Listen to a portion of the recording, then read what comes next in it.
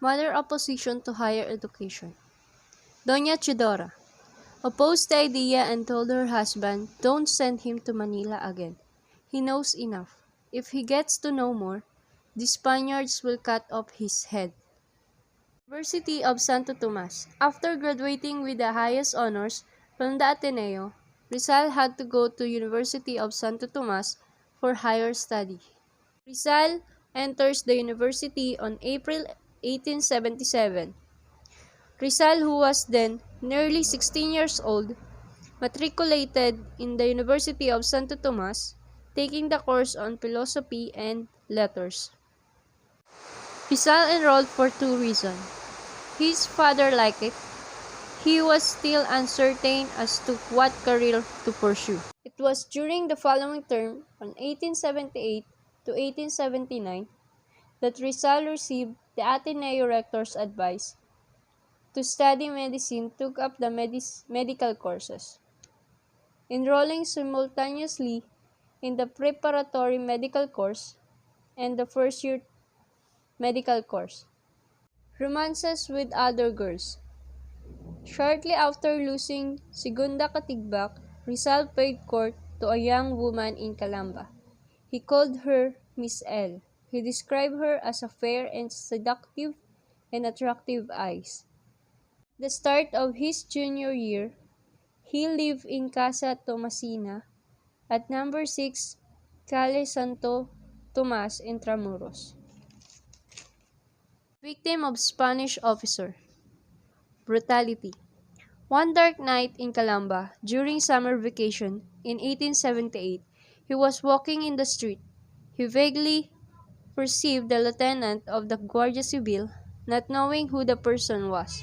He did not salute or greet the officer. With a shard, he brutally slashed Rizal at the back with a sword.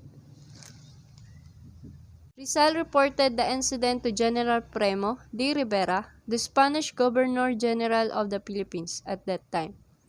In a letter addressed to Blumentritt dated March 21, 1887, he related, "I went to the Captain General but I could not obtain justice.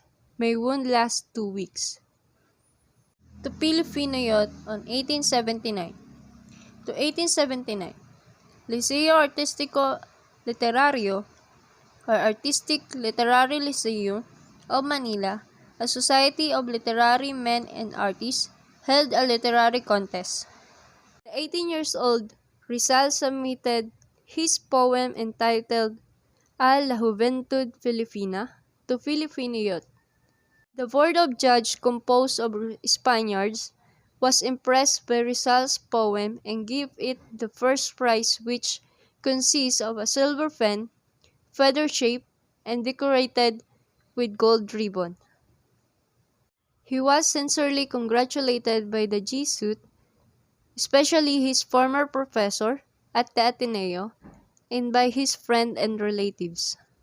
In exquisite verses, Rizal beseeched the youth to rise from lethargy, to let their genius fly swifter than the wind, and descend with art and science to break the chains. To the Filipino youth, them, grow, O timid flower.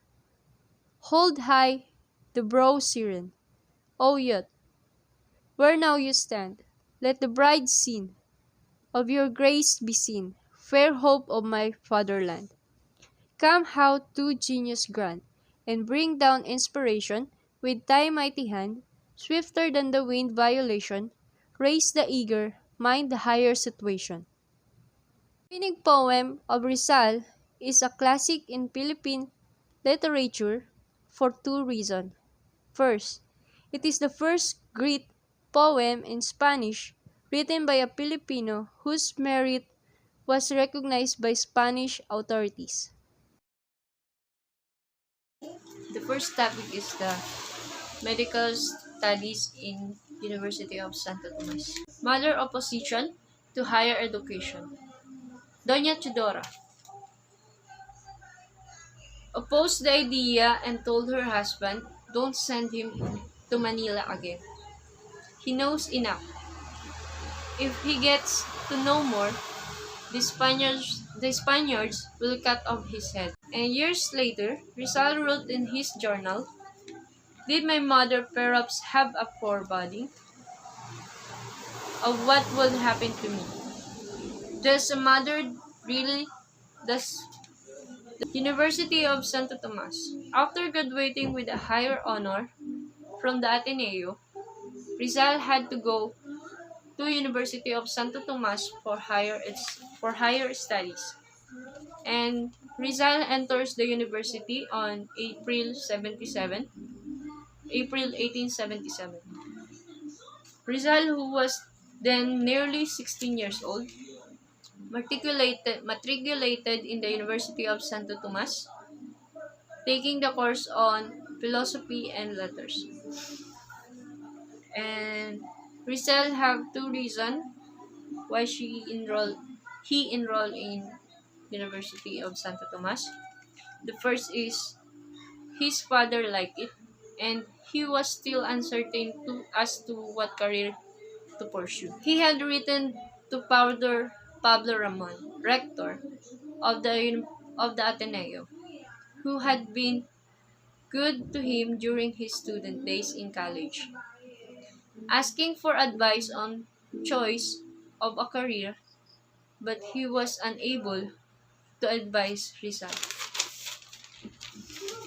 During his first year term on 1877 to 1878, Rizal studies cosmology, metaphysics, geodesy, and history of philosophy. It was during the following term, on 1878 to 1879, that Rizal received the Ateneo rector's advice to study medicine, took up the medical course. He enrolls simultaneously in the preparatory medical course, and on 1878, finishing surveying course in Ateneo, Rizal took the vocational course leading to the title of Perito Agrimensor, expert surveyor. He excelled in all subjects in the surveying course, obtaining gold medals. Rizal is loyal to Ateneo. He continued to participate actively in the school extracurricular activities. He became a president of the Academy of Spanish Literature, and he became a secretary of the Academy of Natural Science and member of the Marian Congregation. And Rizal romances with other girls. Shortly after losing Segunda Katigbak, Rizal paid court to a young woman in Calamba. He called her Miss L. He described her as fair with seductive and attractive eyes. During his sophomore year, when Rizal boarded in the house of Concha Leiva in Intramuros, he met Leonor Valenzuela. He described her as tall girl with a regal bearing. He sent her love notes written in invisible ink, which consists of salt and water. At the start of his junior year, he lived in Casa Tomasina at number 6 Calle Santo Tomas, Intramuros. His landlord uncle, Antonio Rivera, had a pretty daughter, Leonora Rivera, a student at the La Concordia College. Leonor was born in Camiling, Tarlac on April 11 on 1867. Rizal described her as a fair, pretty girl, tender as a budding flower, with kindly wistful eye. In her letters, Rizal, Leonor signed her name as Times. To, co- to, com- to camouflage their intimate relationship from their parents and friends. And victim of Spanish officers' brutality.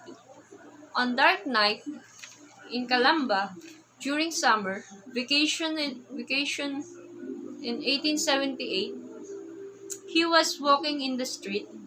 He vaguely perceived the lieutenant of the Guardia Civil, not knowing who the person was. He did not salute or greet the officers. With a shawl, he brutally slashed Rizal at the back with a sword. Rizal reported the incident to General Primo de Rivera, the Spanish Governor-General of the Philippines at that time. In a letter addressed to Blumentritt, dated March 21, 1887, he related, "I went to the Captain General, but I could not obtain justice. May wound last 2 weeks." The Filipino Youth, 1879. In 1879, Lesio as artístico literario or he called as Artistic Literary Lyceum of Manila, a society of literary men and artists, held a literary contest. The 18 years old Rizal submitted his poem entitled A la Juventud Filipino. The Filipino Youth. The board of judge composed a Spaniard was impressed by Rizal's poem and gave it the first prize, which consisted of a silver pen, feather shaped, and decorated with a gold ribbon. He was sincerely congratulated by the Jesuits, especially his former professor at the Ateneo, and his friends and relatives. In exquisite verses, Rizal besieged the youth to rise from lethargy, to let their genius fly swifter than the wind, and descend with art and science to break the chain that have long bound the spirit of the people. The Filipino youth, them, grow, O timid flower. Hold high the brow serene, O youth, where now you stand. Let the bright scene of your grace be seen, fair hope of my fatherland. Come out to genius grand, and bring down inspiration with thy mighty hand. Swifter than the wind violation, raise the eager mind the higher situation. The winning poem of Rizal is a classic in Philippine literature for two reasons. The first is, it is the first Greek poem in Spanish written by a Filipino whose merit was recognized by Spanish authorities. And the second is, it expressed for the first time the nationalistic concept of Filipinos and not the foreigner were the fair hope of the fatherland.